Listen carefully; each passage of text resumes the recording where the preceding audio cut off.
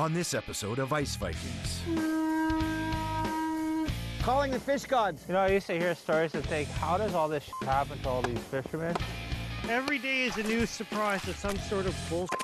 In a snowstorm, go driving right into this thing. You're not coming out of there. Get off! Get off! Get out, get out, get out. Son of a... You gotta be a little crazy to do this. Why do you want to come out in 40 below and push it? Woo! That is very good fishing. It is worth it if you're catching fish. That's the smell of money, baby.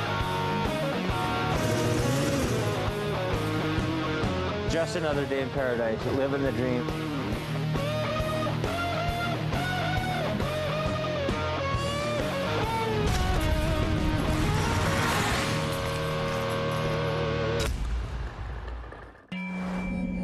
It's halfway through the winter fishing season, and Krys Kristgjianson is contemplating his next move. I'm anxious because it takes so long to get this all into place. Okay, going ahead. This is going to determine my next 2 months. Am I going home to switch nets? Am I setting more nets? Am I leaving this area? Is there dirt? Is there fish? I want to go inside and see what's going on, but I don't. If there's fish and everything's where it is and everybody's where they got to be, it's not going to be hard to get fish. But if there's not much, then all the effort was for naught. Do I want to know what's going on? It's going to be tullaby, I knew that. What are we going to do this tullaby? My dad said never sharpen a knife until the season starts. You sharpen your knife, you may not have no fish to cut. My biggest problem is my dad showed me how to fish, and now I can never, ever, ever, never get enough. I thought he was helping, but he cursed me. It's obvious that fish is in the current, and there's nobody around. I know where I'm going now. Between a rock and a hard place. Chris! What? You got that bolt to lock the... You got pliers? I don't want to come back here to get tools. At the Kristgjianson base camp near Hekla, Chris and crew are off to lift nets. But first, they need to fix a damaged piece of equipment. I have to fix the hitch on the caboose because we bent the pin yesterday. But it's just one of those things that it's the weakest link that breaks, and whatever breaks first is the first thing you fix. Whatever's going to break next, that's status quo now. After an incredible start to the season, the fishing for Chris has started to slow down. It's going to be a grind for a couple of months now, but it's still day by day. We got the snowmobiles gone, we got the bombardiers on the ice, we got the cabooses on the ice, so we're changing over. It's just going to be lift, lift, lift. As much as you can do in the shortest period of time. The bolt for the hitch, I'm making sure I got it in my hand so I don't forget to attach the hitch. I feel like if I don't have it in my hand, I'm not going to remember. It's like putting your glasses on your forehead and going, where are my glasses? That nut, I think, is too big for that hole. Well, here, try that. I'm going to grab a wrench for it. The hitch on the caboose has been problematic all winter. Well, we'll have to get a different pin then. Today's repair needs to work to keep Chris and a large crew fishing. You're not worried about it? I'll tighten it up later. With the temperature fluctuating from unseasonably warm to cold, the lifting caboose has become anchored in ice. Every day that it's cold and you auger and there's water and it freezes, it's either you get out and jack it up every single time, but who's going to do that? We're not.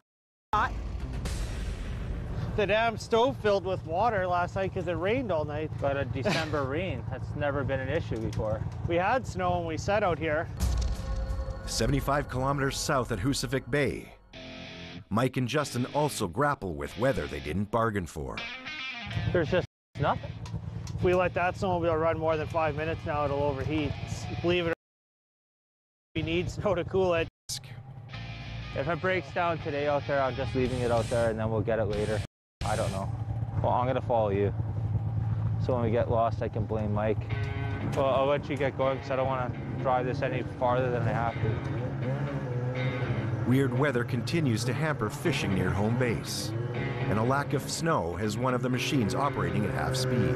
That's all the power she's got. We're probably one of the only outfits that rely solely on snowmobiles. I keep waiting for the hood to blow open. And we abuse the shit out of them. She's screaming, please stop. We pull quadruple what they're rated to pull. It's a miracle that they don't break every day. After 3 years and over $30,000, it's now or never for the bombardier. So we should get the bomber back within a week and a half, 10 days. And then we got maybe 50 to 80 hours worth of wiring and stuff to do. And then it'll be ready for a first run. Feel like there's lots of fish? No, like a feather. After striking out on the first net of the day, the guys decide to move on. This is where the money's gonna be made? I don't think so. I think we should have brought the bigger hook. First time doing it? This is the first time it's been left more than 2 days. Maybe that's what it needed. Hey, good start. I hope it's not just one. Well, maybe there won't be as much food. Yeah. The second net of the day is worse. It's a mixed bag of species like jackfish, tulipy, and sunfish, for which there is almost no demand. Same size, 100 yards away. Jackfish? What the hell is that? One of every species in the lake. The big money catch is walleye, known locally as pickerel, but there are many other species in the bountiful lake. This is filling the day, but this isn't filling the bank Filling the account. tub. So far, fishing near home is not producing what they need. Plus, thin ice and open water continue to keep them from their choice locations. There's no ice at all. After a day of working, you're not paying attention, park on a drift. That could be the end of the snowmobile. By the end of the day, if we're hauling weight, you definitely have a way better chance of finding the bottom. Oh, what the hell? This isn't very This good. is nothing. This is really no good. What the hell happened here? Have we caught one pickerel yet? No. I got one word for you. Heckla. This is brutal. First ice, no fish. Mike and Justin are in agreement. The thin ice at Husavik Bay can't get them to the fish. They must launch north to Hekla. But finishing their bomber is now urgent to maximize their move. Should be more than 2 fish. They've been in for 5 days, so that's why this year we have nets we're trying in Hekla too. We are not doing this all year again. Waited too long to get fishing. I'm not coming out here for 2 fish. But the ice calls the shots. What's it, frozen?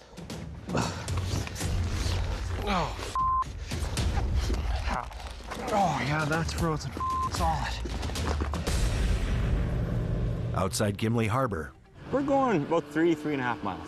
Hard to tell today, direction and distance because of the fog rolled in here last night. Jean and Candace Pischke are dealing with dangerously low visibility to start their day. It's difficult, even driving the machine.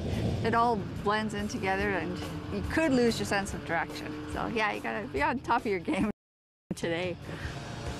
Candace and Jean need colder weather so the ice can thicken.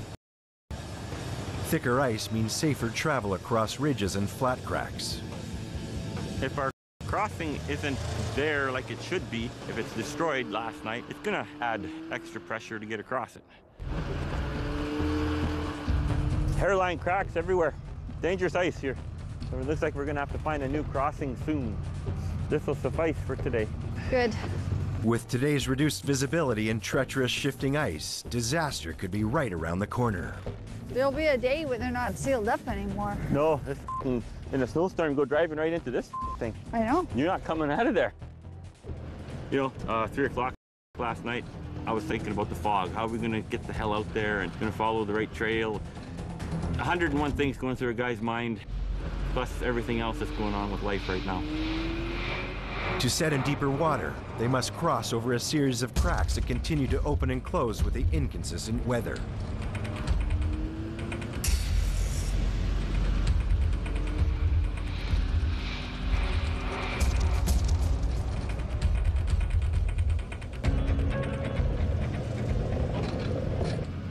Candace is just checking for smooth ice up ahead. So let's just hope everything works now today, the time it took to get out here. He does have a lot of stress. He's taking a lot on. He'll wake me up at 3 in the morning and say, I think we should go out. And I Thin ice. The Pischkes are in catch-up mode, working 7 days a week to or lift nets. that looks good. That's good. Our season has been so disrupted, spring and fall, that's why we're out here just about every day now. I know where his breaking point is. He's just trying to bring him down to like, okay, just take a minute, breathe, and we got this. She once in a while, yeah, she's a lot better at handling being tired than I do. She's got more control. I should get that line right now. We haven't had a day off in about like 13 days now, just about straight, and there's always seems to be problems where you don't have a day off, so you just keep plugging away. You know, it's a good idea you had setting these bigger nets. To make up ground on their quota, Jean and Candace will target larger species of fish. We want to try to get bulk, like you were saying, eh? Bulk fish. A new species. A new species, bulk. Jean has a good. I bought these nets when I first lived in Gimli here, Robert T. Christensen nets, and I curse them because they catch fish. They catch too much fish at times. No matter what, they'll never fail. They'll always catch fish. An electric jigger has a knocker and works just like a traditional jigger, but uses a small motor to propel itself under the ice. Used right, an electric jigger means less work for the fishermen. You can tell the speed it's going. It's running on nice ice underneath. Inside, it was a horror show trying to set there, eh? We had lots of jumps, and then the crack came and swallowed a couple nets. We had a hell of a time getting them out of underneath the crack. Got them, but it's hell when you got to pull nets after you set them like that. With a massive quota to fill and a late start to their season, the Pishkis are exhausted from working every day of the week. We're gonna get 8 in here today, hopefully without any mishaps. We need the nets in the water this winter because we got a lot to do. Third person would be nice when we're setting, eh? Yeah. We want to set 8 nets, bigger size nets, because we've been seeing bigger fish around, whitefish and pickerel. So try to get weight. That's what we're looking for, is a bulk weight, fill up the tubs as fast as we can and knock off the quota. You know, a lot of people thinking we can't do it, and that I don't like that. I'll take that challenge anytime because, you know, we're doing the best that we can, and if the fish is here, we're gonna get it. What the? Should we pull it back and send it out again? Pull it back? Yeah, it's way to over here. No, it's gone too much the other way. Goddamn crooked, eh? Too much, so yeah, okay. Pull it back, we'll send it out again. It's taking off to the south all the time. It's critical to set the nets across the current, so the fish flow through them. Setting with the current allows too many fish to swim right past. Took off way south. Yeah, I don't like that. Gene is always hardest on himself because he knows that every mistake costs him time. And on Lake Winnipeg, lost time is lost money. Because I f***ed around with it last hole, my own fault. It was going nice and straight. A lot of times you should just trust your eyes and trust your ears, but no, I gotta get the turner on it and f*** around with it and just waste time now. So you got a nice little fish keychain so that I know it's a fish vehicle.